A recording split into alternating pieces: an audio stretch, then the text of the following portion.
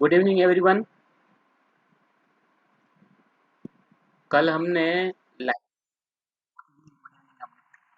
कल हमने library automation के बारे में पढ़ा था कि लाइब्रेरी हाउसकीपिंग ऑपरेशंस के बारे में पढ़ा था। ठीक है, हाउसकीपिंग ऑपरेशंस क्या होते हैं, कंप्यूटराइजेशन में अगर उसको हम करेंगे, कंप्यूटर का यूज़ करके उन ऑपरेशंस को सॉल्व करेंगे तो उसमें क्या बेनिफिट्स हो सकते हैं। ठीक है, क्या क्या एडवांटेजेस हो सकते हैं। मैनुअल ऑपरेशंस जब करते थे तो कितनी रिपोर्ट हमें मिल सकती थी, कंप्यूटराइजेशन के थ्रू हमें कितनी रिपोर्ट्स मिल सकती है, उसका प्रोसेस कैसी होती है। ठीक है, और अलग अलग जो हाउसकीपिंग ऑपरेशंस जो थे उसके अंदर की एक्टिविटीज़ भी हमने समझी थी कि उनमें कौन कौन सी एक्टिविटीज़, अगर एक्विजिशन है तो उसमें हमें कैसे एक्विजिशन करना है, कैटलॉगिंग में कौन कौन सी एक्टिविटी होगी, सर्कुलेशन में कौन कौन सी एक्टिविटी होगी। ठीक है, तो उसी सीक्वेंस में आज हम कंप्यूटराइज्ड सॉफ्टवेयर जो लाइब्रेरी ऑटोमेशन सॉफ्टवेयर है उनके बारे में थोड़ा पढ़ेंगे। ठीक है, उनकी शुरुआत कैसे हुई, पहले कौन से लाइब्रेरी ऑटोमेशन सॉफ्टवेयर थे, अलग अलग सॉफ्टवेयर जो हैं उनके बारे में थोड़ा पढ़ेंगे, उनकी उत्पत्ति कैसे हुई, उनका विकास कैसे हुआ। ठीक? तो ये जो टॉपिक है वो आप BLIS में भी है, यही टॉपिक MLIS में भी है, लेकिन MLIS का जो सिलेबस है ना वो थोड़ा आउटडेटेड है। वो लास्ट 2010 में डेवलप हुआ था, अपडेट हुआ था। ठीक है, उसके बाद MLIS का सॉफ्टवेयर जो सिलेबस है वो अपडेट नहीं हुआ, इसलिए हम BLIS का जो यूनिट है उसको और आपका जो यूनिट है उन दोनों को मिक्स करके पढ़ेंगे।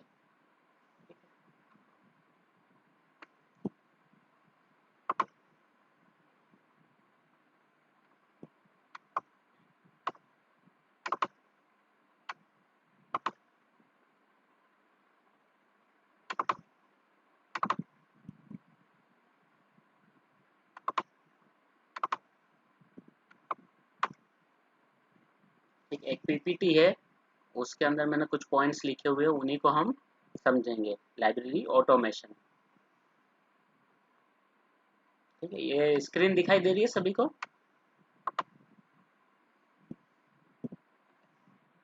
ठीक, देखिए ये सारे हाउस कीपिंग ऑपरेशंस होते हैं जो हमने कल पढ़े थे, technical processing, acquisition, circulation, cataloguing, maintenance.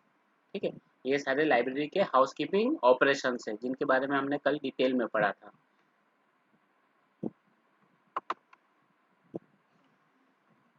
IT के डेवलपमेंट के बाद आपको जैसे पता ही है कि आईटी जैसे जैसे डेवलप हुआ उसके अंदर नए नए एप्लीकेशंस, नए नए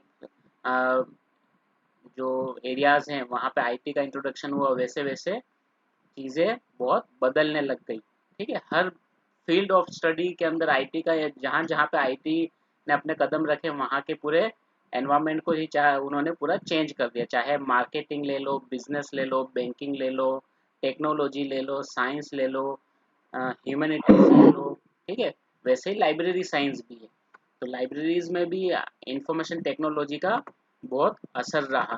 ठीक है, यहाँ पे टेक्नोलॉजी ने लाइब्रेरी साइंस को पूरी तरह से चेंज कर दिया और मल्टीपल लेयर्स पे चेंजेस लेके आए। ऐसा नहीं कि केवल लाइब्रेरी ऑटोमेशन सॉफ्टवेयर ही आए हैं, उसके अलावा भी बहुत सारे चेंजेस टेक्नोलॉजी ने लाइब्रेरीज में किए हैं। ठीक है, टेक्नोलॉजी की वजह से हम GIS को यूज़ कर सकते हैं, टेक्नोलॉजी की वजह से हम RFID को यूज़ कर सकते हैं, टेक्नोलॉजी की वजह से हम बार कोड्स को, QR कोड्स को यूज़ कर सकते हैं। डिजिटल लाइब्रेरीज पूरी तरह से एक पूरा बहुत बड़ा रेवोल्यूशन की तरह वर्क कर रहा है। ठीक है, जो रिसोर्सेज होते थे, जो केवल बुक होती थी, वो मल्टीपल तरह के रिसोर्सेज होने लग गए और उन्हीं की वजह से हम अलग अलग तरह की सर्विसेज यूजर को प्रोवाइड कर सकते हैं। ठीक है, और जो लाइब्रेरी ऑटोमेशन, लेकिन आज जब जो हम बात करेंगे वो केवल लाइब्रेरी ऑटोमेशन पैकेजेस या लाइब्रेरी ऑटोमेशन सॉफ्टवेयर के बारे में ही बात करेंगे। ठीक है, उन्हें हम ILMS भी कहते हैं, इंटीग्रेटेड लाइब्रेरी मैनेजमेंट सिस्टम। ठीक है, और जैसे जैसे टेक्नोलॉजी स्ट्रेंथन हुई वैसे वैसे ये सॉफ्टवेयर भी स्ट्रेंथन होते रहे। ठीक है, लाइब्रेरी ऑटोमेशन क्या है? लाइब्रेरी ऑटोमेशन है application of computer system and software to perform traditional housekeeping activity of a library. ठीक है, जो ट्रेडिशनल हाउस कीपिंग एक्टिविटी थी उनको कंप्यूटर की मदद से परफॉर्म करना लाइब्रेरी ऑटोमेशन है। ठीक है, ये डिजिटल लाइब्रेरी से अलग है। डिजिटल लाइब्रेरी में हम रिसोर्सेज जो होते हैं उनको इलेक्ट्रॉनिक इलेक्ट्रॉनिक एक्सेस देते हैं। ठीक है। डिजिटल लाइब्रेरी अगर हम कहें तो जो हमारी बुक्स हैं उनको हम डिजिटल फॉर्मेट में करके उसको यूजर्स को एक्सेस देते हैं, या फिर ई रिसोर्सेज को डिजिटल लाइब्रेरी के थ्रू एक्सेस देते हैं। लेकिन लाइब्रेरी ऑटोमेशन में हम क्या करते हैं, लाइब्रेरी ऑटोमेशन में हम यूजर्स जो हमारे लाइब्रेरी फंक्शंस हैं, ठीक है, लाइब्रेरी फंक्शन जिन्हें हम मैन्युअली करते थे, जो काम मैन्युअली हम करते थे वो अब हम कंप्यूटर की मदद से करते हैं। ठीक है। और जो ऑटोमेशन है, ऑटोमेशन आने से क्या हुआ, हमारा समय बच गया, जो मेहनत करते थे वो भी कम हो गई, और बहुत सारी चीज़ें ऐसी हो गई कि जो बार बार हमें करनी पड़ती थी वो अब हमें नहीं करनी पड़ती, वो वन टाइम एक्टिविटी बन के रह चुकी है। ठीक है। उसके साथ साथ कंप्यूटर अ, जो है वो लाइब्रेरी फंक्शन के लिए यूज हुए हैं। ठीक है। लाइब्रेरी के लिए नहीं, लाइब्रेरी फंक्शन को कंप्यूटर ने ऑटोमेट किया है। पूरी लाइब्रेरी वहाँ पे ऑटोमेट नहीं होती है, कुछ फंक्शंस हैं वही वहाँ पे ऑटोमेट हुए हैं। ठीक है। रिसोर्सेस बिल्कुल वैसे ही उनकी जगह पे है, रिसोर्सेस को ऑटोमेशन टच नहीं करता है, रिसोर्सेस वैसे ही हैं। ठीक है। डिजिटल लाइब्रेरी की बात आएगी तो वो वहाँ पे रिसोर्सेस को टच करता है, ठीक है, प्लस कुछ सर्विसेज को भी टच करता है। ठीक है। तो अगर सिंपल शब्दों में कहें तो when we use machinery for collection, development, processing, storage and retrieval of information and do other library related work with the help of a machinery or computer, it is called library automation। ठीक है। अब computerisation, library में computerisation क्यों ज़रूरी हुआ, क्यों उसकी need feel की गई, तो कल भी हमने बात की थी कि जो सेकेंड वर्ल्ड वॉर हुआ था, तो सेकेंड वर्ल्ड वॉर के बाद लाइब्रेरी में कलेक्शन गैप बहुत ज़्यादा बढ़ गया था। कलेक्शन गैप मतलब जब लाइब्रेरी सेकेंड वर्ल्ड वॉर हुआ तो लाइब्रेरीज क्या हो गई, बंद हो गई। ठीक है। उन्होंने वर्क करना बंद हो गया, या फिर लाइब्रेरीज खुली भी रहती थी तो यूज़र वहाँ नहीं जाते थे, केवल वहाँ पे किताबें आती थी, ये सारा काम होता था। ठीक है। उनकी प्रोसेसिंग नहीं हुई, तो इतने सालों तक लाइब्रेरीज बंद हुई, और जब लाइब्रेरीज वापस शुरू हुई तो उसके बीच में जो जो कलेक्शन लाइब्रेरी के पास था और उसके बाद इतने सालों तक जो भी एक्टिविटीज़ हुई उसके बारे में कोई इन्फॉर्मेशन लाइब्रेरी में नहीं थी। जबकि उस समय में बहुत ज़्यादा लिखा गया था, बहुत सारे लोग लिख रहे थे, सेकेंड वर्ल्ड वॉर के अंदर अपने अपने एक्सपीरियंसेस लिख रहे थे, तो वो सारी चीज़ें क्या बहुत फिर एक साथ बल्क में लाइब्रेरी में आई, तो उसके बाद उसको प्रोसेस करना लाइब्रेरीज के लिए मुश्किल हो गया। ठीक है। The world was trying to find, फिर क्या हुआ कि उसका सॉल्यूशन लोग ढूंढ रहे थे कि इसका सॉल्यूशन हम कैसे करें। और रिसर्चर्स जो हैं वो ये बताते हैं कि 1968 तक 2000 से ज़्यादा लाइब्रेरी ऑटोमेशन प्रोजेक्ट चल रहे थे, इतने रिसर्च हो रहे थे। और 1973 तक वो प्रोजेक्ट जो हैं वो 20,000 तक पहुंच गए, यानी उसके 10 गुना हो गए, कितने सालों में, केवल 5 सालों में।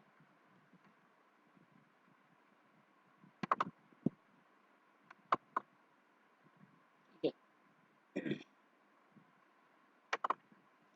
Technology was started in library and with the use of punch card. ठीक है। जैसे कल हमने बात की थी, जो टेक्नोलॉजी है वो पंच कार्ड से शुरू हुई थी, और अब वेब 2.0, सिमेंटिक वेब, RFID, यहाँ तक हम पहुँच गए हैं।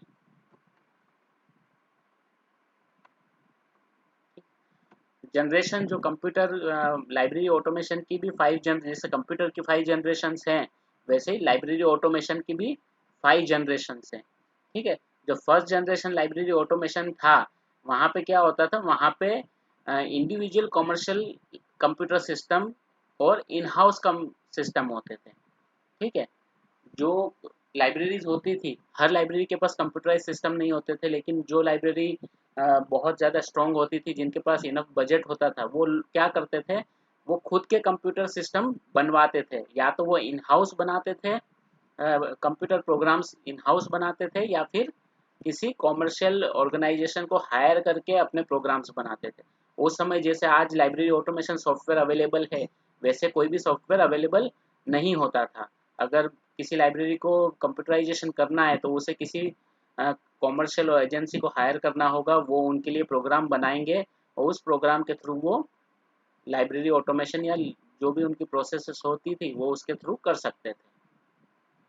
ठीक है। अब जो दूसरी सेकेंड जनरेशन जो आई, सेकेंड जनरेशन में ओपेक और ऑनलाइन डेटाबेसेस आए। ठीक है। ओपेक मतलब जहाँ पे यूजर बुक को सर्च कर सकता है, तो उसका डेवलपमेंट हुआ। उसके साथ साथ ऑनलाइन डेटाबेसेस भी आए, लेकिन जो इनिशियल आया ऑनलाइन डेटाबेसेस थे वो कौन कौन कैसे थे, वो बिब्लियोग्राफिक डेटाबेसेस थे या फिर केवल टेक्स्ट बेस्ड डेटाबेसेस। ठीक है। Third generation of library automation में क्या हुआ, जो ओपेक थे, ठीक है, ऑनलाइन जो कैटलॉग्स थे वो वेब बेस्ड हो गए। पहले क्लाइंट एंड सर्वर बेस्ड थे, वो फिर वेब बेस्ड हो गए। मतलब उसका जो ओपेक है या फिर लाइब्रेरियंस इंटरफेस है वो वेब ब्राउजर के थ्रू एक्सेस किया जाने लगा। पहले वो एक सॉफ्टवेयर की तरह चलते थे। ठीक है, जैसे आज एमएस ऑफिस का कोई भी सॉफ्टवेयर चला लो, कोरल ड्रॉ चला लो, पेज मेकर या फिर कोई भी एप्लीकेशन सॉफ्टवेयर जैसे हम रन करते हैं, वैसे ही लाइब्रेरी के सॉफ्टवेयर रन करते थे। लेकिन अब ये सॉफ्टवेयर क्या हो गए, वेब बेस्ड हो गए। आप इनको इंस्टॉल करो और आप इनको वेब ब्राउजर के थ्रू रन कर सकते हो। ठीक है। फोर्थ जनरेशन में क्या हुआ कि जो इनोवेशन है वो लाइब्रेरी ऑटोमेशन से और ज़्यादा डेवलप हुआ, और डिजिटल लाइब्रेरीज का भी, डिजिटल लाइब्रेरी सॉफ्टवेयर का डेवलपमेंट हुआ। डिजिटल लाइब्रेरी के बारे में लोग सोचने लगे। जो सिस्टम्स है वो नेटवर्क सिस्टम होने लग गए। ठीक है, फुल टेक्स्ट डेटाबेसेस अवेलेबल होने लगे मार्केट में, ई रिसोर्सेस, ई बुक्स, ठीक है, ई जर्नल्स, ये सारे रिसोर्सेस फोर्थ जनरेशन में अवेलेबल हुए। और जो फिफ्थ जनरेशन, जो करंट जनरेशन है, वो वेब 2.0 की जनरेशन है, जहाँ पे इंटरेक्टिव सिस्टम मिल सकता है। ठीक है। जो ओपेक होते हैं वो इंटरेक्टिव होते हैं, वो आपको, आप उस पर अपना क्या कर सकते हो, फीडबैक, तुरंत फीडबैक दे सकते हो उस पर। जो सॉफ्टवेयर हैं वो क्लाउड बेस्ड हो गए। मतलब आपको उसके लिए कुछ नहीं चाहिए, आपको कोई सर्वर नहीं चाहिए, कोई नेटवर्किंग नहीं चाहिए, कुछ नहीं चाहिए। आप केवल हायर कीजिए क्लाउड को और आप सीधा सीधा अपना सॉफ्टवेयर आप यूज़ कर सकते हो। ठीक है, उसका मैनेजमेंट, उसका डेटा बैकअप, वो सारा थर्ड पार्टी एजेंसी करती है। ठीक है। अब लाइब्रेरी ऑटोमेशन जो है, कंप्यूटराइजेशन जो है या ऑटोमेशन जो है, उसके ऑब्जेक्टिव्स क्या क्या हैं। ठीक है, तो उसके ऑब्जेक्टिव्स की अगर बात की जाए तो speedily disposal of library operations.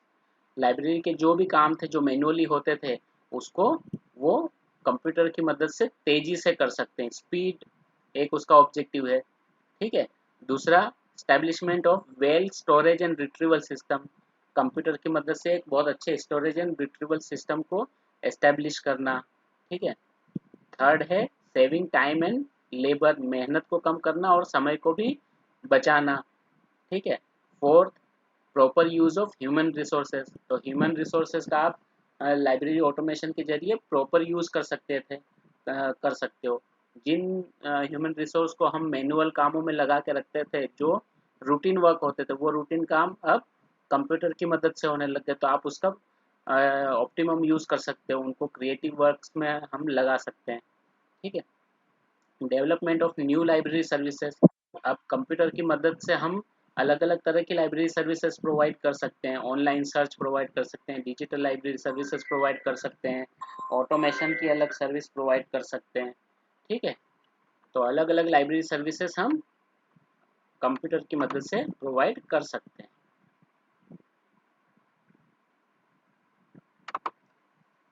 ठीक है। Then resource sharing. आप अपने रिसोर्सेज को तेजी से शेयर कर सकते हो।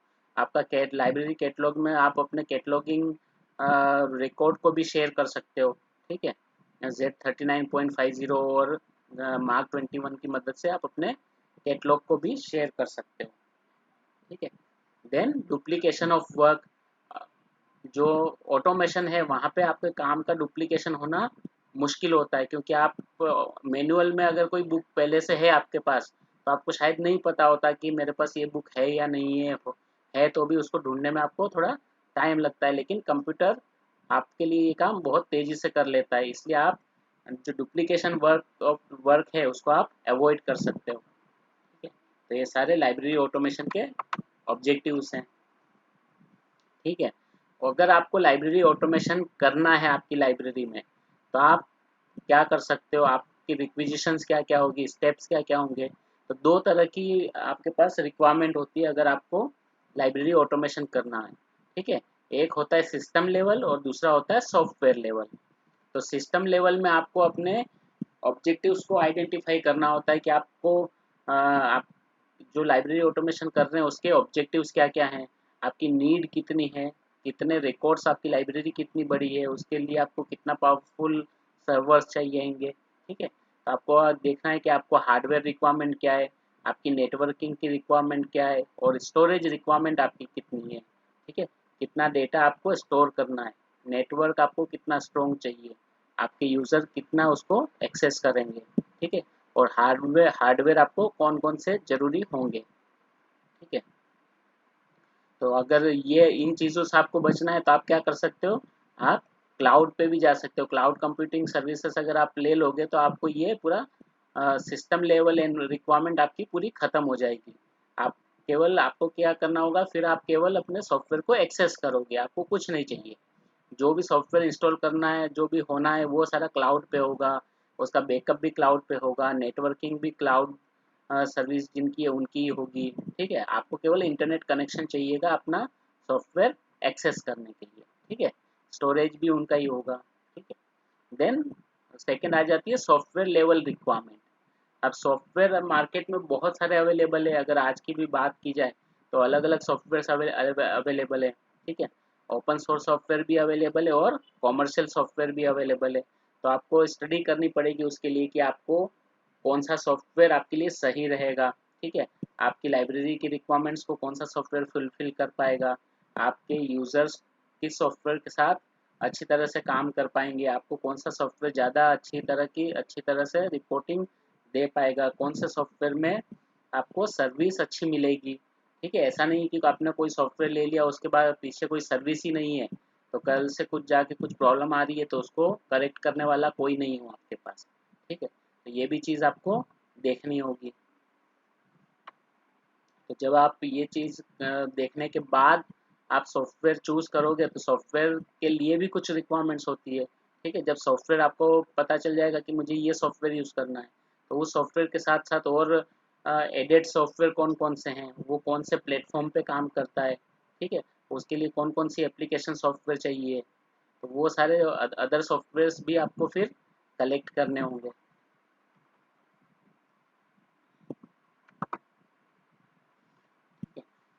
अब इसमें जैसे ये सारी चीज़ें क्या हो जाती है, ये सेल्फ स्टडी हो जाती है। पहले आपको सेल्फ स्टडी करना है, फिर सॉफ्टवेयर सिलेक्शन करना है, सॉफ्टवेयर सिलेक्शन के बेस पे आप हार्डवेयर सिलेक्शन करोगे। ठीक है, फिर साइट प्रिपरेशन करोगे, यानी नेटवर्किंग करना है या अपनी साइट को पूरा रेडी करोगे सॉफ्टवेयर सॉफ्टवेयर इंस्टॉलेशन के लिए या फिर उसको रन करने के लिए। उसके बाद आपने पूरा इंस्टॉलेशन सब कुछ कर दिया, फिर आप क्या करोगे, आप अपने यूजर्स को ट्रेनिंग दोगे, अपने स्टाफ को ट्रेनिंग दोगे, सभी को उस सॉफ्टवेयर को कैसे चलाना है, उसके कौन कौन से फीचर्स हैं। तो हैंड्स ऑन ट्रेनिंग आपको उनको देनी पड़ेगी ताकि वो सॉफ्टवेयर को चला पाए। ठीक है, तो सॉफ्टवेयर को चलाने के लिए आपको उनको ट्रेनिंग देनी होगी। देन कस्टमाइजेशन ये आपको अपने सॉफ्टवेयर में करना होगा, क्योंकि जो सॉफ्टवेयर आते हैं वो हर तरह की लाइब्रेरी को ध्यान में रख के बनाए जाते हैं। तो कुछ चीज़ें ऐसी होती है जो आपको कस्टमाइज करनी होती है, जैसे यूजर्स प्रिविलेज आपको कस्टमाइज करने होंगे। यूजर्स प्रिविलेज मतलब आपकी लाइब्रेरी में अलग अलग कैटेगरी के यूजर्स होंगे, तो उनके जो सर्कुलेशन राइट्स होते हैं वो भी अलग अलग होंगे। उनको अलग अलग समय के लिए बुक इशू की जाती होगी, नंबर ऑफ बुक्स अलग होंगी, ड्यूरेशन ऑफ बुक्स अलग हो सकती है, उनका फाइन अलग हो सकता है। ठीक है, तो ये सब आपको क्या करना होगा, ये सब को आपको कस्टमाइज करना होगा। आपके फंड्स जो हैं, सोर्स ऑफ फंड्स आपको कस्टमाइज करने होंगे, वेंडर्स आपको कस्टमाइज करने होंगे। तो ये जनरल कस्टमाइजेशन होगा जो आपको किसी भी सॉफ्टवेयर को इंस्टॉल करने के बाद सबसे पहले आपको करना होगा। ठीक है, फिर आपका जो सॉफ्टवेयर है वो यूज़ करने के लिए रेडी हो जाएगा। और जब वो सॉफ्टवेयर यूज़ करने के लिए रेडी हो जाएगा तो आप क्या करोगे, आप रेगुलर वर्क भी करोगे, उसके साथ साथ रिट्रोस्पेक्टिव कन्वर्जन भी आपको वहाँ पे करना होगा। ठीक है, क्योंकि आपकी लाइब्रेरी ऑलरेडी इस्टेब्लिश्ड है, आपके पास बहुत सारी किताबें पहले से पड़ी है जिसको आपको उसके अंदर एंटर करना होगा। ठीक है, बहुत सारे यूजर्स आपके हैं जिनकी डिटेल आपको सॉफ्टवेयर में एंटर करनी होगी। ठीक है, तो उसको हम कहते हैं रिट्रोस्पेक्टिव कन्वर्जन। उसके साथ साथ क्योंकि लाइब्रेरी चलती रहती है तो नई नई किताबें आती रहती है, तो जो नया काम आ रहा है वो तो आपको सबसे पहले उसमें करना ही होगा, उसको आप पेंडिंग नहीं रख सकते। तो जो नई किताबें आ रही है उसको आप उसमें ऐड करते जाइए। प्लस जो पुरानी किताबें उनमें उनमें से भी अगर आपको जब एंट्री करना है तो आप उसके लिए एक पॉलिसी बना सकते हो कि जो किताबें सबसे ज़्यादा यूज में है, जो डॉक्यूमेंट ज़्यादा यूज में है, तो सबसे पहले आप उनकी एंट्री करोगे। उसके बाद जो किताबें कम यूज में है उनकी एंट्री करोगे। फिर लास्ट में उन किताबों की एंट्री करोगे जो यूज में नहीं है। ठीक है, तो फिर उस तरह से आपका ऑटोमेशन का काम आसानी से आगे बढ़ता रहेगा।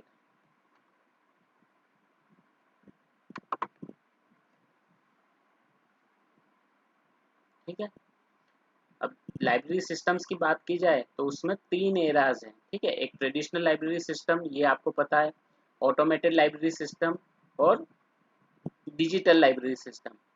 ठीक है, डिजिटल लाइब्रेरी सिस्टम में जहाँ पे जो लाइब्रेरी के रिसोर्सेस हैं वो डिजिटल फॉर्म में अवेलेबल होते हैं, इसके ऊपर हमने ऑलरेडी डिस्कस कर लिया है। प्लस एक अलग से डिजिटल लाइब्रेरी सिस्टम पे हमने क्लास भी ली थी। ठीक है, तो ये डिजिटल लाइब्रेरी सिस्टम और ऑटोमेशन, लाइब्रेरी ऑटोमेशन, इन दोनों में कंफ्यूज नहीं होना है। ऑटोमेशन का कॉन्सेप्ट आपके दिमाग में बिल्कुल क्लियर होना चाहिए और डिजिटल लाइब्रेरी सिस्टम का जो कॉन्सेप्ट है वो आपके दिमाग में क्लियर होना चाहिए।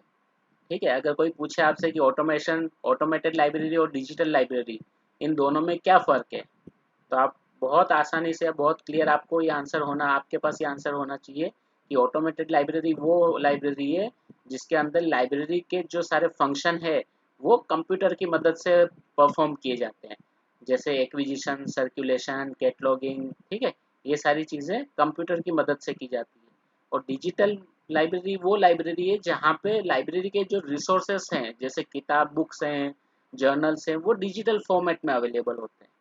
ठीक है, यूज़र उनको कंप्यूटर की मदद से केवल उनकी बिब्लियोग्राफिकल डिटेल नहीं बल्कि उनको फुल टेक्स्ट भी कंप्यूटर की मदद से इन एट कैंपस या आउट ऑफ द कैंपस उनको एक्सेस कर पाए, तो उस लाइब्रेरी को हम कहते हैं डिजिटल लाइब्रेरी। ठीक है,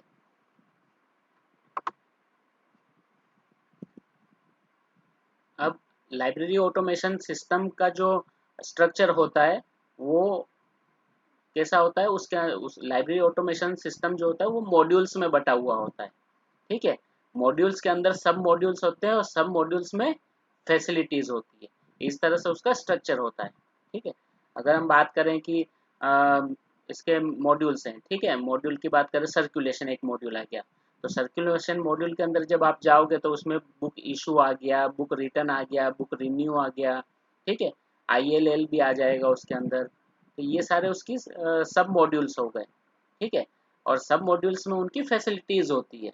अब रिटर्न में बुक को रिटर्न करना, एक ही फैसिलिटी है कि वहाँ पे बुक रिटर्न होती है। ठीक है, फाइन वाला मॉड्यूल की बात करेंगे तो वहाँ पे फाइन आप काउंट कर सकते हो, फाइन ले सकते हो, फाइन को व्यू ऑफ भी कर सकते हो। तो ये सारी फैसिलिटीज हो जाती है एक एक मॉड्यूल के सब मॉड्यूल्स की। ठीक है, तो ये उसका पूरा सिस्टम वर्क करता है कि पूरा जो LMS है उसका सिस्टम किस तरह से वर्क करेगा।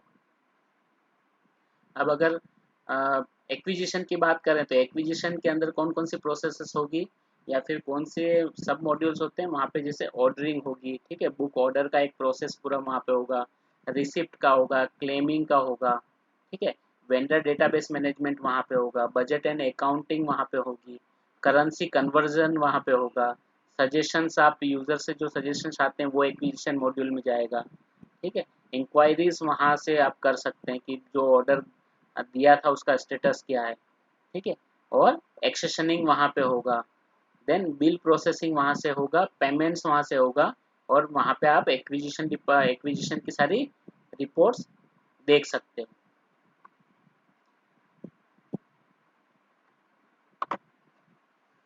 देन कैटलॉगिंग, कैटलॉगिंग में कौन कौन सी चीज़ें होगी, कैटलॉगिंग में सबसे पहले ऑथोरिटी कंट्रोल होगा। ठीक है, ऑथोरिटी कंट्रोल होगा, स्टैंडर्ड फॉर्मेट्स को, जो कैटलॉगिंग मॉड्यूल होता है वो स्टैंडर्ड फॉर्मेट को सपोर्ट करता है, जैसे Z39.50 या ISBD या मार्क 21। ठीक है, then integration with linked open data. ठीक है, जो ओपन डेटा या जो डेटा ओपन एक्सेस में अवेलेबल होता है हमारे पास, उसके साथ वो इंटीग्रेटेड होता है, जहाँ से आप उसको क्या कर सकते हैं, सीधा इंपोर्ट कर सकते हैं। ठीक है, देन उसके अंदर अगर आपका library automation software Unicode compliant है तो आप उसके अंदर मल्टीलिंगुअल डेटा प्रोसेसिंग कर सकते हो। मतलब आप अगर कोई हिंदी में बुक है उसकी डेटा एंट्री आप हिंदी में करना चाहते हो तो आप उसकी डेटा एंट्री हिंदी में भी कर सकते हो। कोई गुजराती बुक है तो आप उसकी डेटा एंट्री गुजराती में कर सकते हो। ठीक है, तमिल बुक है तो आप उसकी डेटा एंट्री तमिल में कर सकते हो। तो ये कैसे ये यूनिकोड की मदद से आप वहाँ पे कर सकते हो। ठीक है, प्लस जो डेटा एंट्री आपने की है उसको आप क्या कर सकते हो, सर्च कर सकते हो। तो सर्च करने के लिए कैटलॉगिंग मॉड्यूल जो है अलग अलग सर्च ऑपरेटर्स को मदद है, वो सर्च ऑपरेटर्स को इनेबल वहाँ पे किया हुआ होता है कि अलग अलग सर्च फैसिलिटी होती है। सिंपल सर्च होगा या फिर एडवांस सर्च होगा, उसके थ्रू आप उसको सर्च कर सकते हो।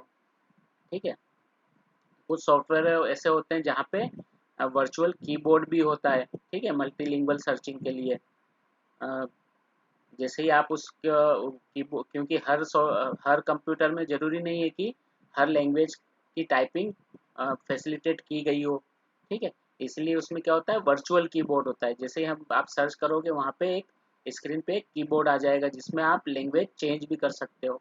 ठीक है, Z39.50 से हम क्या कर सकते हैं, कॉपी कैटलॉगिंग कर सकते हैं। ठीक है, किसी और लाइब्रेरी का कैटलॉग है तो उसको हम अपने सॉफ्टवेयर में इंपोर्ट कर सकते हैं। ठीक है, फिर आउटपुट जनरेशन, मतलब होल्डिंग इन्फॉर्मेशन दे सकते हो और आउटपुट जनरेट कर सकते हो जो ओपेक के थ्रू हमें दिखाई देता है। फिर यूज़र सर्विसेज वहाँ से दे सकते हो। ठीक है, यूज़र सर्विसेज में वही ओपेक आ जाएगा। ठीक है, तो ओपेक जो है, ओपेक में क्या, उस ओपेक के फीचर्स क्या क्या होते हैं। ओपेक में एक तो ये होता है कि उसकी जो एक्सेस होती है वो ऑनलाइन होती है। आप उसको लैन के जरिए या फिर वैन के जरिए आप उसको इनेबल कर सकते हो उसकी एक्सेस। ठीक है, और ये पब्लिक एक्सेस कैटलॉग जिसे कहा जाता है, पब्लिक एक्सेस इंटरफेस होता है ओपेक का। ठीक है, प्लस इसको आप वेब के थ्रू एक्सेस कर सकते हो या फिर जिस वेब के थ्रू आप उसको रिमोट एक्सेस भी कर सकते हो। मतलब कैंपस में आपको वो होना जरूरी नहीं है, या ये भी जरूरी नहीं कि आप उस लाइब्रेरी में हो तभी आप उनका कैटलॉग एक्सेस कर पाओगे। आप घर पे भी बैठ के ये देख सकते हो कि लाइब्रेरी में जो बुक आपको चाहिए वो है या नहीं है। ठीक है, बहुत सारे स्टूडेंट होते हैं कि केवल कुछ पर्टिकुलर बुक है वही लेने लाइब्रेरी में जाना है, लेकिन वो लाइब्रेरी में गए और वो बुक नहीं है तो उनका टाइम वेस्ट होगा। इसलिए ओपेक के जरिए क्या कर सकते हैं, वो पहले से घर से देख लें कि लाइब्रेरी में क्या वो बुक है या नहीं है, और अगर है अवेलेबल तो फिर वो आप वहाँ पे जाके उसको इशू करवा सकते हो।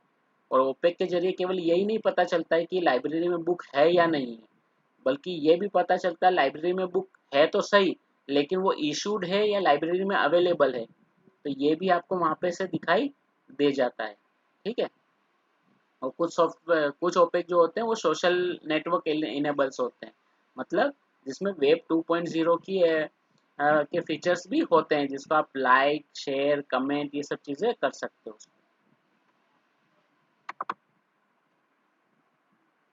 ठीक है, देन सर्कुलेशन। सर्कुलेशन में कौन कौन सी चीज़ें होती है, सर्कुलेशन में आप यूज़र प्रिविलेजेस को सेट कर सकते हो, सर्कुलेशन रूल्स आप क्रिएट कर सकते हो, आप बुक को इशू रिटर्न या रिन्यू कर सकते हो। ठीक है, बुक को आप रिजर्व भी कर सकते हो, लेकिन रिजर्व आप नहीं कर सकते हो, यूज़र खुद भी कर सकता है। ठीक है, देन फाइन कैलकुलेशन हो सकता है, यूज़र मैनेजमेंट वहाँ से आप कर सकते हो, वहाँ से आप रिमाइंडर्स रिकॉल्स भेज सकते हो। ठीक है, उसके अलावा आप इंक्वायरी कर सकते हो कि कोई बुक लाइब्रेरी में है या नहीं है, नहीं है तो उसे किसने इशू करवाई है, कब इशू करवाई है। ठीक है, नोटिस आप वहाँ से भेज सकते हो, रिमाइंडर्स भेज सकते हो, और अलग अलग तरह की रिपोर्ट्स आप जनरेट कर सकते हो। ठीक है, उसके अलावा और जो फैसिलिटीज़ जो लाइब्रेरी ऑटोमेशन सॉफ्टवेयर में होती है वो MIS रिपोर्ट्स होती है। अब जितने भी हमने अलग अलग मॉड्यूल्स में रिपोर्ट्स पढ़ी है ना, वो बहुत सारी उसमें से रिपोर्ट MIS में के थ्रू अवेलेबल होती है। वो हमें डायरेक्ट उन मॉड्यूल से वो सारे रिपोर्ट्स नहीं मिलती है। ठीक है, रिपोर्ट्स के लिए बहुत सारे सॉफ्टवेयर अब अलग एक मॉड्यूल बना के रखते हैं जहाँ से सारी रिपोर्ट्स आपको मिल जाती है। ठीक है, तो MIS क्या करेगा, आपको अलग अलग स्टेटिस्टिक्स देगा, रिपोर्ट्स देगा। उसके अलावा आपके पास इंटर लाइब्रेरी लोन का भी एक मॉड्यूल हो सकता है जहाँ पे इंटर लाइब्रेरी लोन का आप सेटिंग सारा कर सकते हैं। अगर आप किसी और लाइब्रेरी के मेंबर हैं या फिर कोई और लाइब्रेरी आपकी लाइब्रेरी के मेंबर है तो आप उनको भी एज अ यूज़र ऐड कर सकते हो। ठीक है, आप किसी लाइब्रेरी के मेंबर हो तो उस लाइब्रेरी को आप ऐड कर सकते हो, ताकि वहाँ से कोई बुक आ रही है तो आप उसमें एंट्री करो, या आप किसी को बुक दे रहे हो तो वो आप उसमें एंट्री कर सकते हो। तो इंटर लाइब्रेरी लोन की जो फैसिलिटी है वो भी बहुत सारे लाइब्रेरी ऑटोमेशन सॉफ्टवेयर में होती है। ठीक है, सिस्टम एडमिनिस्ट्रेशन जो मैंने कहा था कि कॉन्फ़िगरेशन हम कर सकते हैं, वो हम सिस्टम एडमिनिस्ट्रेशन के थ्रू करेंगे, जहाँ पे हम वेंडर्स को ऐड करते हैं, ब्रांच जो कोर्सेज चल रहे हैं उसको हम ऐड करते हैं, टाइप ऑफ यूजर है वो हम वहाँ पे ऐड करते हैं। ठीक है, तो कॉलेज या जो ऑर्गेनाइजेशन है उसकी जो ब्रांचेस है उसको हम वहाँ पे ऐड करेंगे। तो जो भी कॉन्फ़िगरेशंस होती है हमारी ऑर्गेनाइजेशंस की, वो हम सिस्टम एडमिनिस्ट्रेशन के थ्रू कैरी कर सकते हैं, परफॉर्म कर सकते हैं उसके थ्रू। ठीक है, उसके अलावा लाइब्रेरी सॉफ्टवेयर क्या प्रोवाइड करते हैं, लाइब्रेरी ब्लॉग प्रोवाइड कर सकते हैं, वेब 2.0 फैसिलिटी प्रोवाइड कर सकते हैं, और यूजर्स हेल्प मैनुअल भी प्रोवाइड कर सकते हैं। हर फैसिलिटी में या हर ओपेक में वहाँ पे हेल्प का एक मेन्यू होगा, जहाँ पे यूजर्स को किसी पर्टिकुलर फैसिलिटी में कोई क्वेरी आ रही है तो हेल्प के थ्रू उन क्वेरीज का आंसर उनको मिल सकता है। एफएक्यूज वहाँ पे ऐड किए जा सकते हैं कि जो फ्रिक्वेंटली आस्क्ड क्वेश्चन होते हैं वो वहाँ पे ऐड किए जा सकते हैं। तो ये सारी फैसिलिटीज ओपेक में हो सकती है। ठीक है, लेकिन केवल एक ही चीज़ ओपेक में या लाइब्रेरी ऑटोमेशन सॉफ्टवेयर में नहीं होती है, वो है फुल टेक्स्ट डेटाबेस एक्सेस। ठीक है, फुल टेक्स्ट आप डॉक्यूमेंट को एक्सेस वहाँ से नहीं कर सकते हैं, क्योंकि full text document access digital library का पार्ट है। ठीक है, अब जो लाइब्रेरी ऑटोमेशन सॉफ्टवेयर्स होते हैं वो अलग अलग तरह के स्टैंडर्ड्स फॉलो करते हैं। ठीक है, जिसकी वजह से उनकी इंटरऑपरेबिलिटी जो है वो बढ़ जाती है। ठीक है, जैसे ISO 2709 बिब्लियोग्राफिक डेटा के इंटरऑपरेबिलिटी के लिए होते हैं।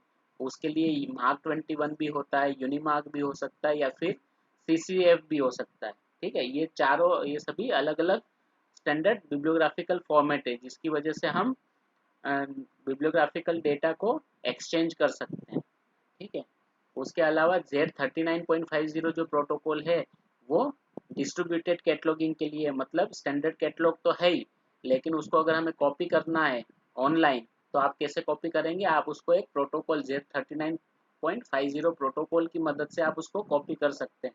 अगर वो प्रोटोकॉल नहीं है और आपने चाहे मार्क यूज़ किया है तो आप उसको एक्सचेंज डेटा को मतलब इंपोर्ट या इंपोर्ट नहीं कर सकते। ठीक है, उसके अलावा Z39.83 ये जो प्रोटोकॉल है वो है नीसो सर्कुलेशन इंटरचेंज है। मतलब अगर आपको RFID इनेबल करनी है अपने सॉफ्टवेयर में, ठीक है, लाइब्रेरी ऑटोमेशन सॉफ्टवेयर में, तो नीसो प्रोटोकॉल आपका जो सॉफ्टवेयर है वो क्या वो वहाँ पे अवेलेबल होना चाहिए।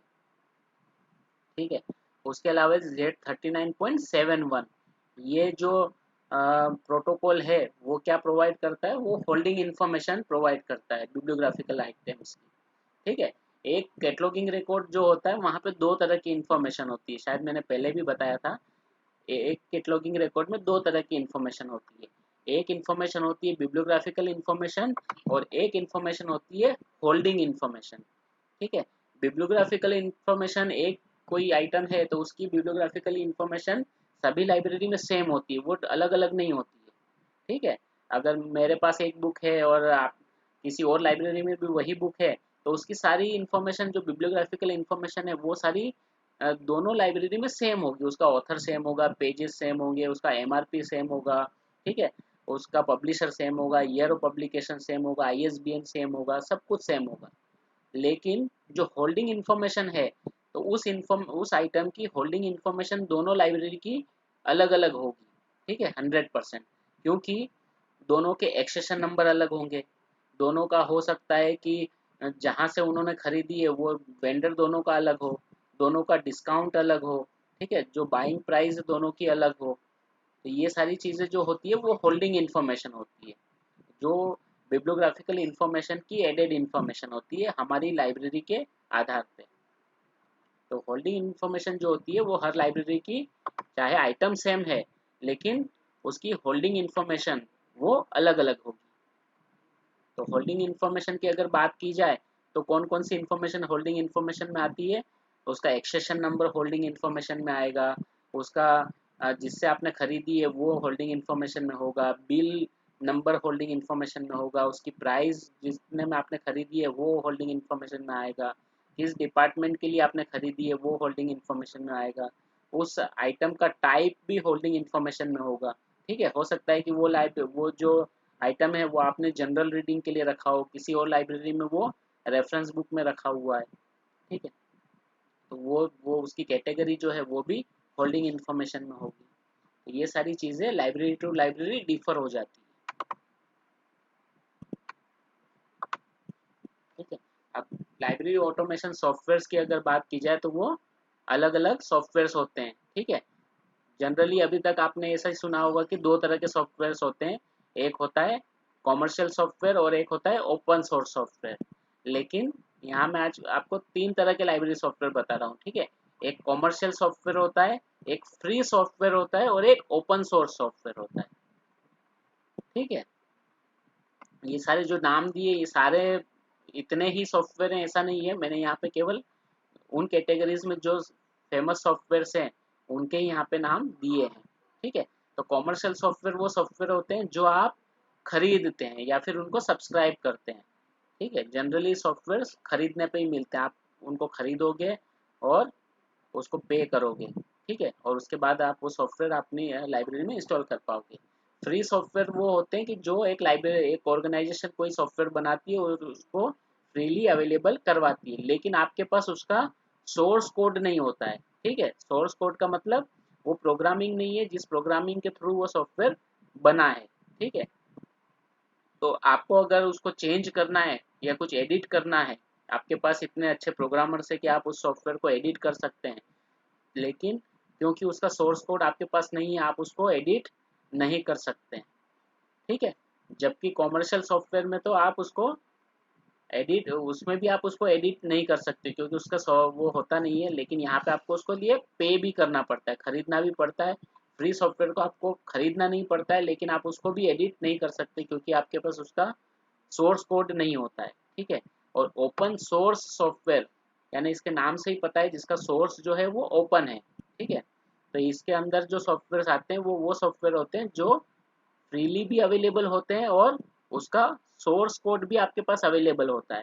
ठीक है, आप उसको क्या कर सकते हैं, एडिट भी कर सकते हैं। ठीक है, एडिट की भी परमिशन आपके पास होती है। ठीक है, तो ये तीन तरह के सॉफ्टवेयर हैं जिसको आप देख सकते हैं।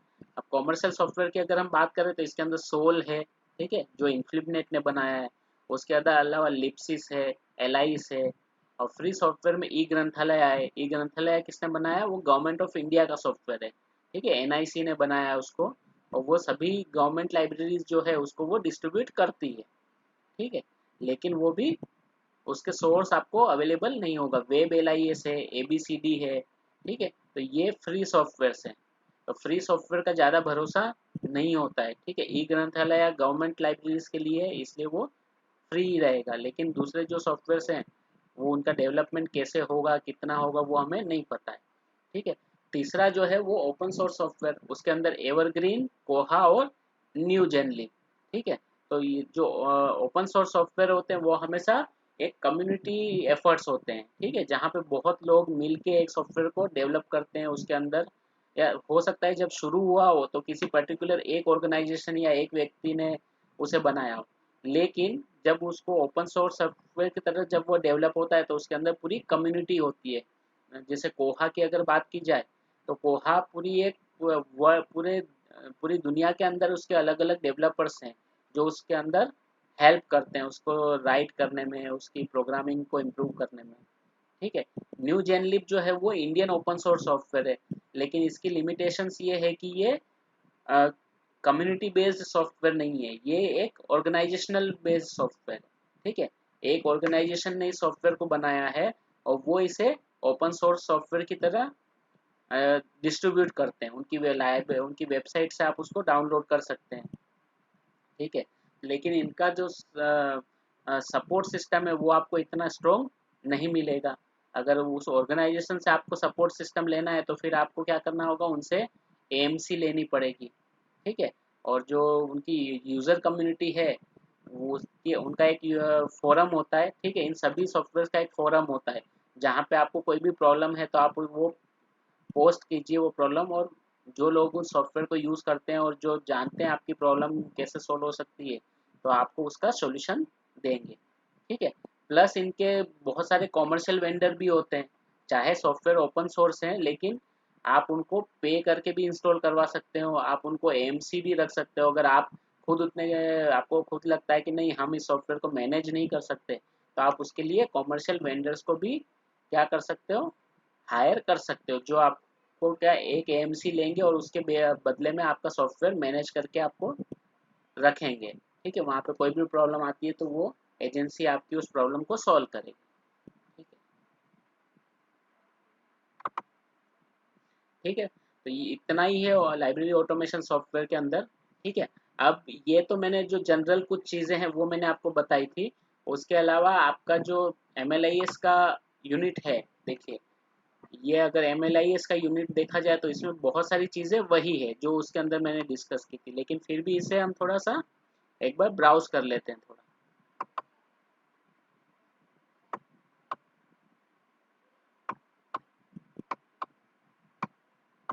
ठीक है, देखिए अब यहाँ पे जो लाइब्रेरी ऑटोमेशन की जो जनरेशन है ये 4 जनरेशन बताई थी। ठीक है, अब ये जो आपका यूनिट बना हुआ है ये 2010 का है।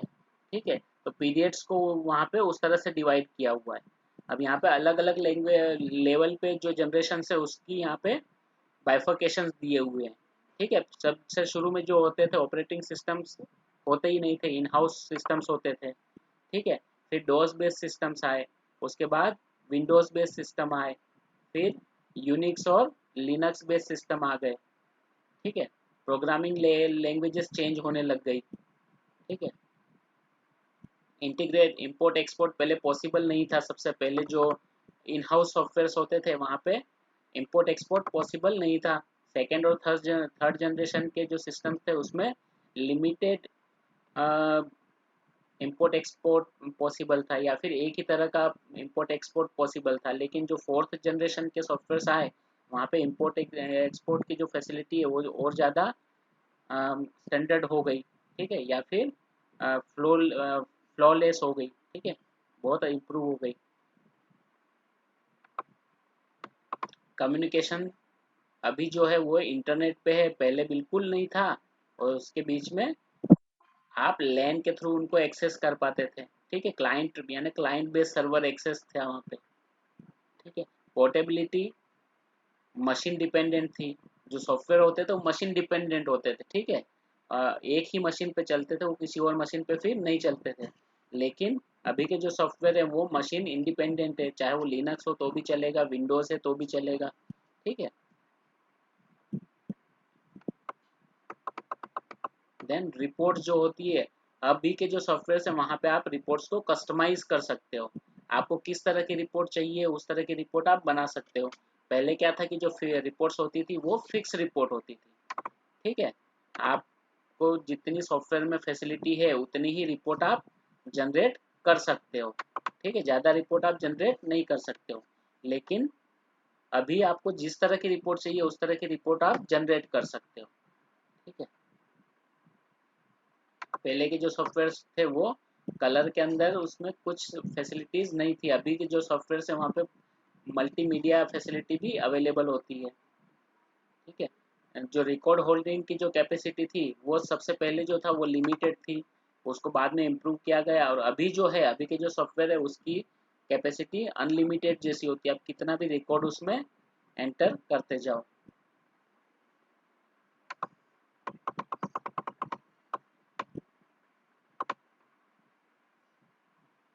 इंटरफेस जो है अभी हमारे पास ग्राफिकल यूजर इंटरफेस है, पहले कमांड ओरिएंटेड चलता था।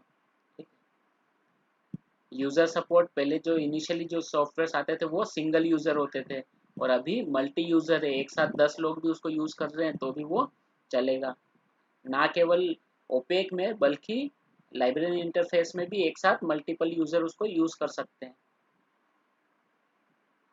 पहले लैंग्वेज सपोर्ट कम होता था या नहीं होता था, लेकिन बाद में अभी जो यूनिकोड का सपोर्ट है वो फुल्ली यूनिकोड सपोर्टेड सॉफ्टवेयर होते हैं।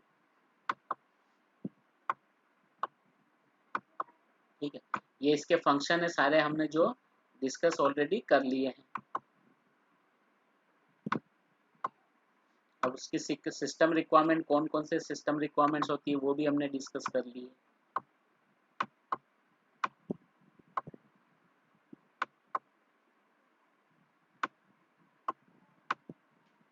फंक्शनल रिक्वायरमेंट्स, हमें क्या क्या चीज़ें चाहिए, ऑथोरिटी कंट्रोल्स हमें चाहिए, बिब्लियोग्राफिकल कंट्रोल चाहिए, ओपेक चाहिए। ठीक है, ये सारी चीज़ें हमें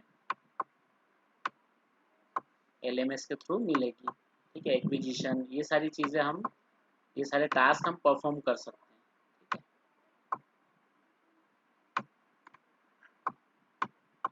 देन अगर आपको इम्प्लीमेंटेशन करना है तो आप क्या करोगे, सॉफ्टवेयर सिलेक्शन, हार्डवेयर सिलेक्शन, फिर साइट प्रिपरेशन, ट्रेनिंग, कस्टमाइजेशन, ये सारी प्रोसेस जो है वो हमने ऑलरेडी डिस्कस कर ली है।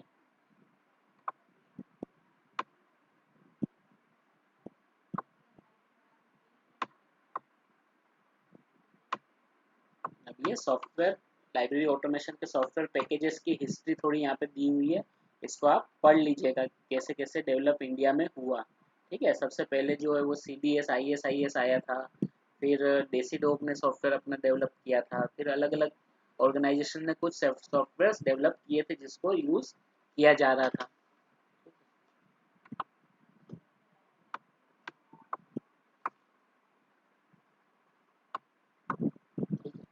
अब इंडियन ओरिजिन की बात की जाए तो यहाँ पे ये सारे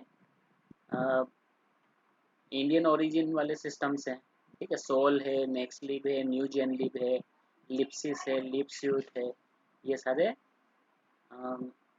इंडियन ओरिजिन के सिस्टम है। ये फॉरेन ओरिजिन के सिस्टम है, कोहा है, ठीक है, या फिर टेकलिब है, एलाइस है,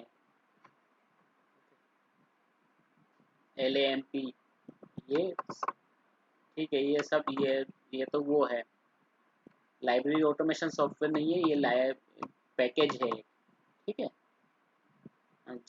जिसका यूज़ करके हम किसी भी लाइब्रेरी ऑटोमेशन सॉफ्टवेयर को इंस्टॉल कर सकते हैं। That is LAMP is for, L से लिनक्स होता है, ए से एपाचे, एम से माई एसक्यूएल एंड पी से PHP।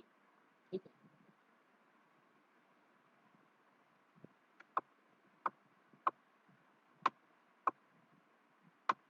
ये सॉफ्टवेयर के बारे में थोड़ा लिखा हुआ है, उसको आप पढ़ लीजिएगा, सॉफ्टवेयर की हिस्ट्री।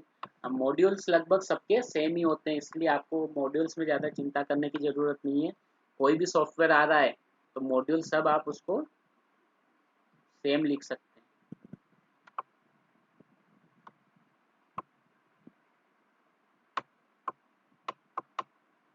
कोहा, देखिए कोहा का मतलब पता है ना सभी को, कोहा टर्म का क्या मतलब होता है।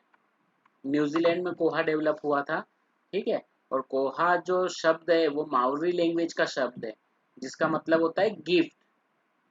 ठीक है, तो जब ये सॉफ्टवेयर बनाया उसे कम्युनिटी को एज अ गिफ्ट दिया था। ठीक है, एक ऑर्गेनाइजेशन ने डेवलप किया था जिसका नाम है केटिपो कम्युनिकेशन।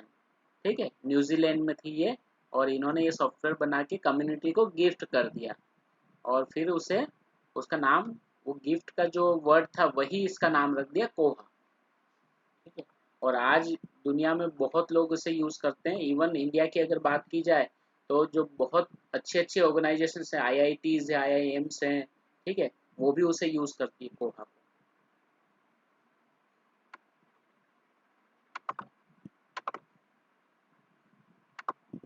कोहा को एक बार हम ओपन करके देखेंगे कि वो आपको कैसे दिखाई देता है। सारे जो फैसिलिटीज़ हैं आपको वो कोहा के अंदर अवेलेबल है। आप आराम से उसको, अगर आप कोई ओपन सोर्स सॉफ्टवेयर यूज़ करना चाहते हैं तो आप कोहा को एडॉप्ट कर सकते हैं। उसके अलावा न्यू जेनलिब है, न्यू जेनलिब का आप एडॉप्ट कर सकते हैं। न्यू जेनलिब भी एक ओपन सोर्स सॉफ्टवेयर ही है और अच्छा है वो भी सॉफ्टवेयर। बाकी के कुछ सॉफ्टवेयर के हैं, उसमें से बहुत सारे तो अभी चल रहे हैं या नहीं चल रहे हैं, उसकी भी एक क्वेरी है। सभी सॉफ्टवेयर, ये सारा इनमें आपको जाने की ज़रूरत नहीं है अलग अलग सॉफ्टवेयर्स के बारे में पढ़ने की, क्योंकि बहुत सारे सॉफ्टवेयर्स हैं। जो मेन मेन सॉफ्टवेयर्स है ना, उसके बारे में थोड़ा थोड़ा पढ़ लीजिए। बाकी ये सब सॉफ्टवेयर, अगर इंडियन सॉफ्टवेयर है तो न्यूजेन लिब पढ़ लीजिए, ई ग्रंथालय पढ़ लीजिए। ठीक है, ई ग्रंथालय जो है वो अभी क्लाउड बेस्ड पे अवेलेबल है। क्लाउड में यानी आपको NIC सीधा क्लाउड के थ्रू आपको एक्सेस दे देगा। बाकी ये जो सॉफ्टवेयर है लिपसिस जो है वो एक कॉमर्शियल सॉफ्टवेयर है। न्यू जेन लिप जो है ये वेरूस सॉल्यूशन ने बनाया था। ठीक है, ये वीनस सॉल्यूशंस लिखा है, ये गलत है। ठीक है, VERUS वेरूस सॉल्यूशन है। ठीक है, और इसको फंड ये Kesvan institute of information and knowledge management, इन्होंने इसको फंड किया था शुरू में, और इन दोनों ने मिलकर इस सॉफ्टवेयर को बनाया था। ठीक है, तो ये सॉफ्टवेयर के दोनों वर्जन अवेलेबल है, फ्री ओपन सोर्स सॉफ्टवेयर भी अवेलेबल है और इसका कॉमर्शियल वो भी अवेलेबल है। ठीक है, लेकिन कॉमर्शियल में आपको उसकी सर्विसेज कॉमर्शियल होती है, सॉफ्टवेयर वही होता है ओपन सोर्स।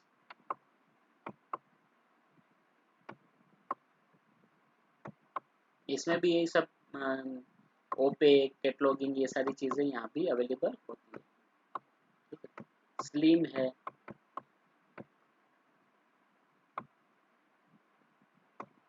सोल, सोल पता ही आपको है ना, सोल जो है वो इन्फ्लिबनेट ने बनाया है। ठीक है, इन्फ्लिबनेट ने बनाया है, और अभी सोल 2.0, अभी वेब, अभी सोल का नया वर्जन भी आ गया है जो वेब बेस्ड है।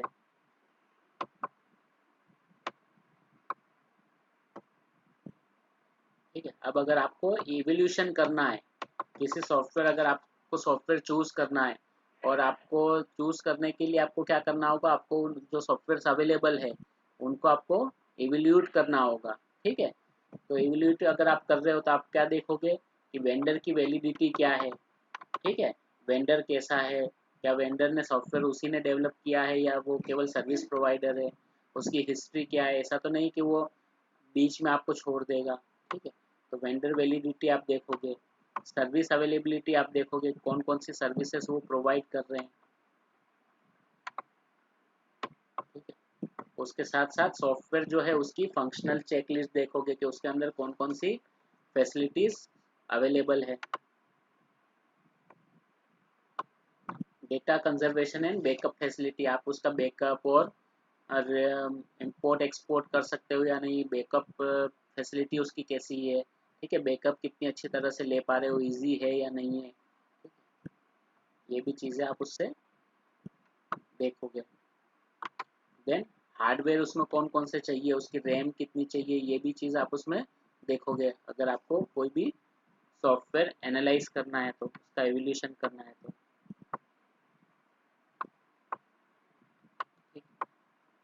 Then comparison, comparison of automation project. ठीक है, यहाँ पे आप इस तरह से कंपैरिजन कर सकते हैं।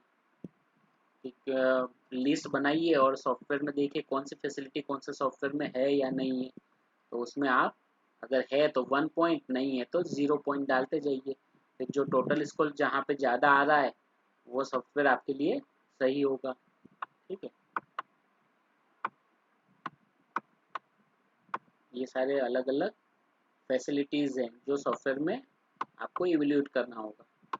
ठीक है, इसके बेस पे आप क्या कर सकते हैं, आप अगर आप लोग मास्टर्स में है ना, तो आप अपना एक जो प्रोजेक्ट रिपोर्ट है वो भी आप इसके बेस पे बना सकते हैं। ठीक है, आपका एनालाइज कर सकते हो अलग अलग सॉफ्टवेयर्स को। ठीक है, लेकिन उसके लिए आपको सॉफ्टवेयर की एक्सेस चाहिए होगी।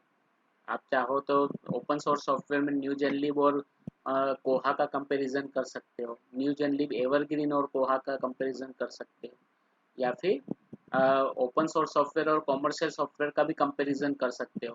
ठीक है, सोल और कोहा का कंपैरिजन भी कर सकते हो कि कौन कौन सी फैसिलिटी सोल में अवेलेबल है, कोहा में है या नहीं है। तो आप, आपका एक प्रोजेक्ट भी हो सकता है मास्टर्स का।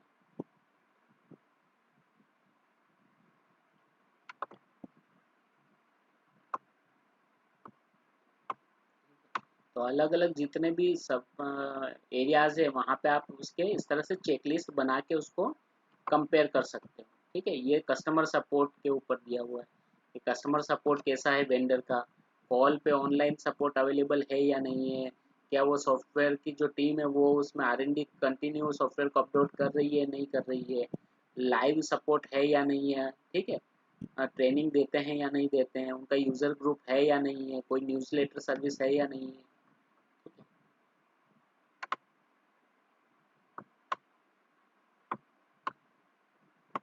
फ्यूचर किन चीज़ों के लिए चल रहा है, यूनिकोड ऑलरेडी हो चुका है, Z39.50 ये भी अब अच्छी तरह से वर्क करता है। ठीक है, ये सारी जो चीज़ें इसमें फ्यूचर ओरिएंटेड दिखाई दे रही है वो अब लगभग सेट हो चुकी है। ठीक है, ये वर्क कर रही है, FRBR यूटिलिटी आ रही है, इंटरऑपरेबिलिटी भी चल रही है, RFID अब बहुत कॉमन हो गया है, बहुत सारी जगह आपको RFID देखने को मिल जाएगा।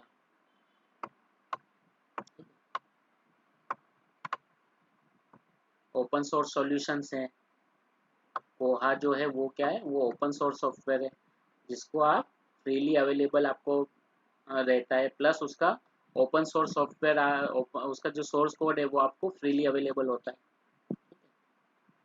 बहुत सारे सॉफ्टवेयर जो ये LAMP है, लिनक्स, एपाचे, माइस्क्यूएल, PHP, ये सारा फ्री सॉफ्टवेयर हैं। माइस्क्यूएल भी फ्री है, पर्ल भी फ्री है। ठीक है, ओपन सोर्स लैंग्वेजेस है सारी, ओपन सोर्स एप्लीकेशन है।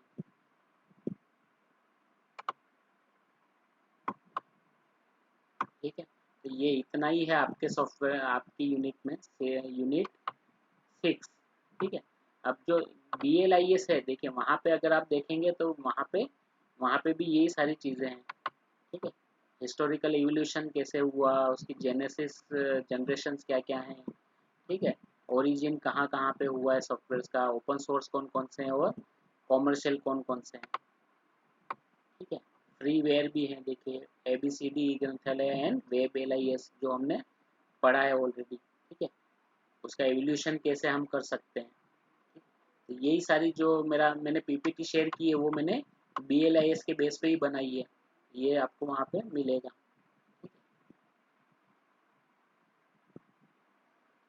ठीक है, तो इसमें किसी को अगर कोई कन्फ्यूजन है तो पूछ लीजिए, नहीं तो हम एक बार कोहा देखते हैं। ठीक है, कोहा को लॉगिन करके देखते हैं कि उसमें कौन कौन सी फैसिलिटीज़ हैं। इसमें कोई कन्फ्यूजन है किसी को?